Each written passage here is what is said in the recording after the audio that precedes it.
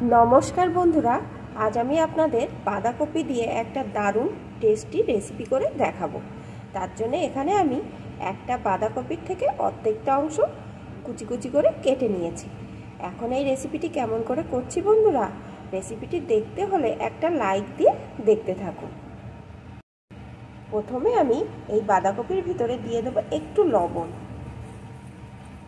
এখন হাতের সাহায্যে সুন্দর করে চটকে মেখে নেব। অফ ক্যামেরায় আমি হাতের সাহায্যে বাঁধাকপিটা সুন্দর করে মেখে নিয়েছি। দেখুন বন্ধুরা, কপিটা কমে কতটুকু হয়ে গেছে। এখন এইভাবে আমি কিছুক্ষণ রেস্টে রেখে দেব। আর ওই বাঁধাকপিটা রান্নার জন্য এখানে আমি কিছুটা পরিমাণ ছোলার ডালকে 2 ঘন্টা আগে ভিজিয়ে রেখেছিলাম। এখন এগুলো ভালো রকম ভিজে গেছে। এখন এই জল থেকে শুকিয়ে ডালগুলোকে আমি একটা মিক্সিং জারে তুলে নেব।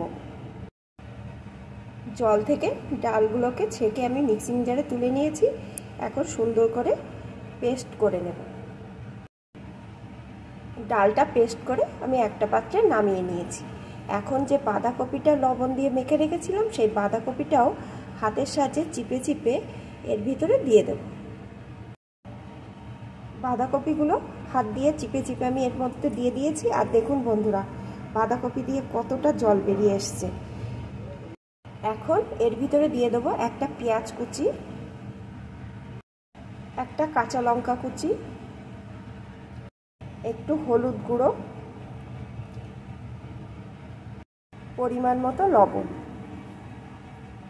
এখন আবারও আমি হাতের সাহায্যে সমস্ত কিছু সুন্দর করে মেখে নেব।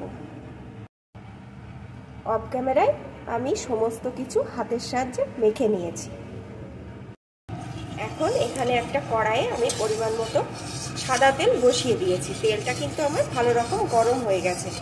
এখন যে মিশ্রণটি আমি মেখে রেখেছিলাম তার থেকে একটা চামচে করে এইভাবে একটু একটু করে নিয়ে এইভাবে দিয়ে দেব।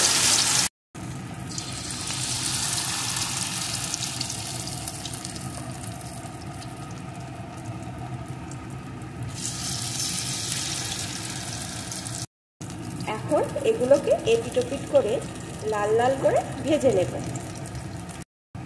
এগুলো আমার এপিটোপিট করে সুন্দর ভাজা হয়ে গেছে। এখন আমি এগুলোকে তুলে নেব। দেখুন বন্ধুরা, কত সুন্দর হয়েছে। এগুলো কিন্তু গরম ভাত দিয়ে শুধু শুধু খেতেও দুর্দান্ত লাগে।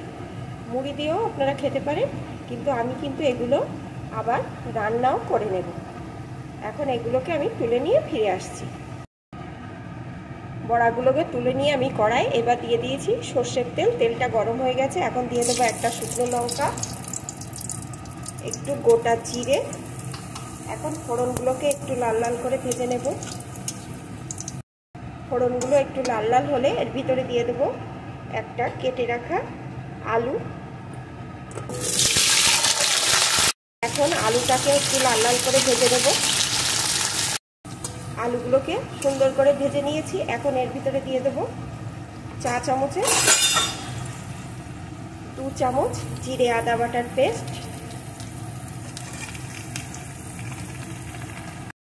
পরিমাণ মতো হলুদ গুঁড়ো, হাত মতো লবণ, কয়েকটা চেরা কাঁচা লঙ্কা। এখন সমস্ত কিছুকে সুন্দর করে কষিয়ে নেব। মশলার সাথে আলুটা সুন্দর করে এখানে আমার কষিয়ে নেওয়া হয়ে গেছে। এখন এর ভিতরে দিয়ে দেবো পরিমাণ মতো জল।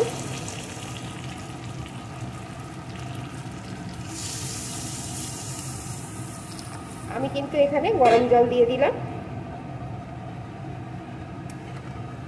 এখন ভালো করে ফুটিয়ে নেব যতক্ষণ না আলুটা ভালো রকম সিদ্ধ হয়ে যায়। বেশ কিছুক্ষণ আমি ফুটিয়ে নিয়েছি। এখন কিন্তু আলুগুলো আমার ভালো রকম সিদ্ধ হয়ে গেছে। এখন আমি এর ভিতরে যে বড়াগুলো ভেজে রেখেছিলাম বাঁধাকপি, সেই বড়াগুলোকে দিয়ে দেব। এগুলো দিয়ে কিন্তু আর বেশিক্ষণ ফোটানোর দরকার নেই। 2 মিনিট মতন আমি ফুটিয়ে নেব। আর একটু ঝোল ঝোল নামাতে হবে, কারণ এই বড়ায় কিন্তু অনেকটা পরিমাণ ঝোল টেনে যাবে। 2 মিনিট আমি ভালো করে ফুটিয়ে নিয়েছি। এখন আমি এর উপর দিয়ে দেবো একটু গরম মশলার গুঁড়ো।